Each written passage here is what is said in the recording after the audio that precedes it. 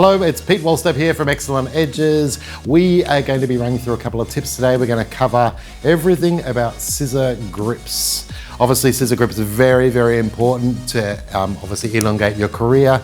And if you're not doing this correctly and picking up bad habits, it can tend to actually cause a lot of pain for hairdressers out there. So we're going to cover the do's and don'ts. First of all, we know that when we're holding a scissor, it's important.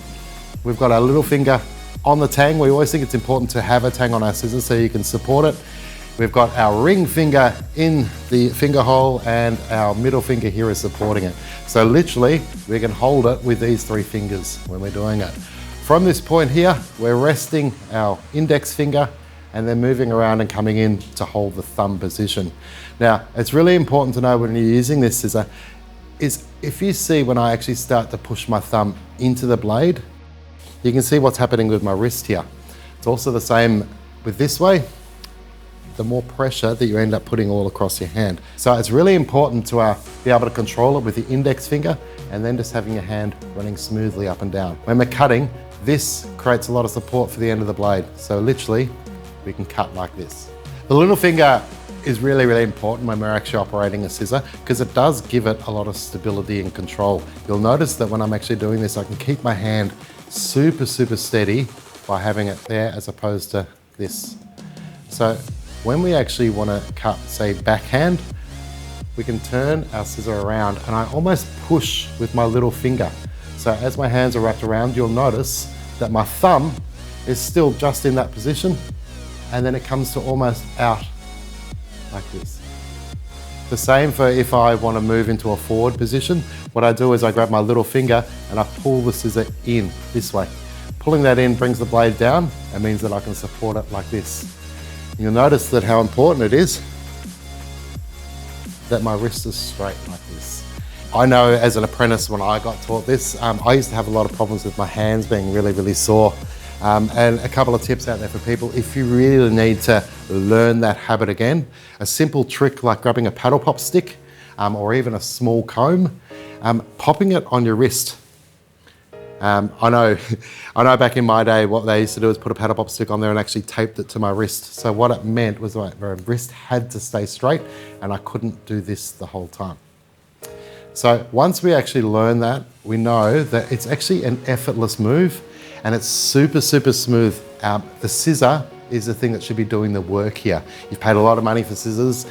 Let that do the work and don't let your hand do it. One of the biggest problems we have or the bladesmiths find in the workshop is when people pressure cut. Now, a lot of the time when pressure cutting can happen, it can be due to a poor quality scissor. What a hairdresser wants to do is they want to make them cut properly, so they tend to pull with their fingers and push with their thumb. And what they're doing is they're allowing a lot of pressure on the blades. This actually wears the scissor out about 10 times quicker than normal. So what we're asking for you to do is let the blades do the work. Don't let your hands doing the work. With that sort of pressure on your hand, you're actually really asking for trouble later on in your career. There's a lot of different ways you can hold the scissor. We know that there's an Eastern grip as well where people will cut inside it as well. But what you'll notice that even when we are doing this, it's still really important that we're keeping our wrist in that straight position. One of the biggest problems we come across, I guess, is fingernails. I think we call it shellacks. Shellac? Shellac. Thank you. I don't wear shellacks. A lot of people do out there, and what you'll find that when you actually try to hold your scissor in a normal position like this, that with a large nail on your cutting hand on your thumb, it's going to be really, really difficult to put your thumb into this position.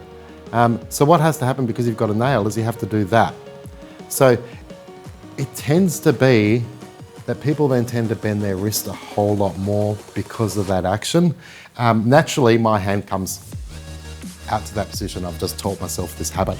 It's a good habit to get into. If you can't get away with not having a nail on there, one of the main reasons why we've actually developed our swivel scissors.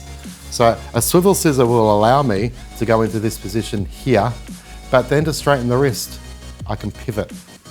So what that does, as much as people think a swivel is purely for for comfort, I guess, and control. It's also to make sure that your hand is in an ergonomic position and you're not putting any stress on your bones. There's no RSI issues or repetitive strain issues or carpal tunnel in the future if you can actually make sure that your hand is in that position. So if you do have a long nail, we always suggest that you actually move into the swivel range, or if you are having problems with it. Now, a swivel, it takes a little bit of getting used to. It's almost like starting out again.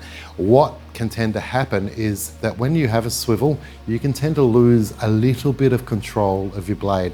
So we actually always recommend that when you do it, it'll take a couple of weeks to get used to, but we can guarantee you that in the long run, if your wrist is straight, you are alleviating so many problems in the future, especially for wrists, arms, and the last thing you want to have is an operation down the future. And I can tell you, having a scar all the way up your arm is a lot less attractive than missing one fingernail.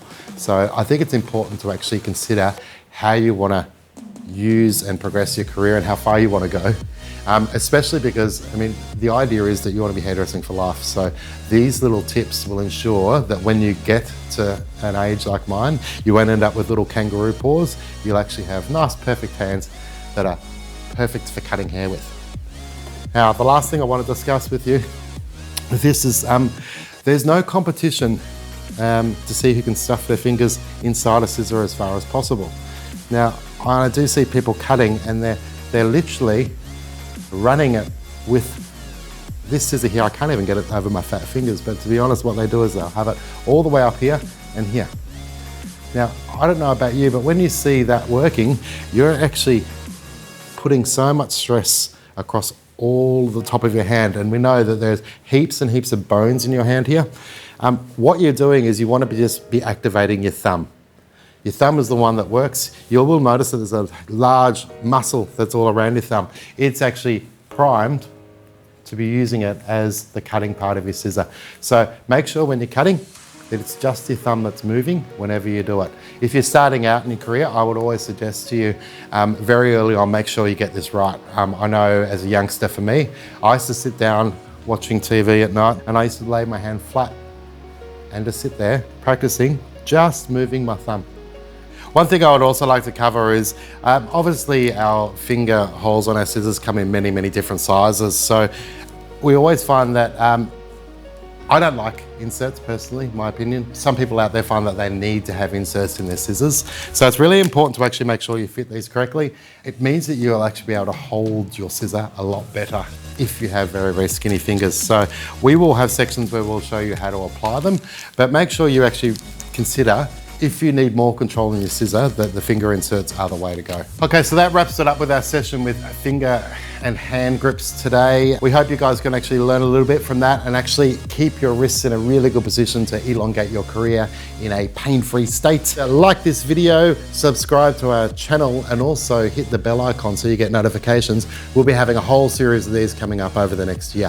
Thank you, and over and out for now.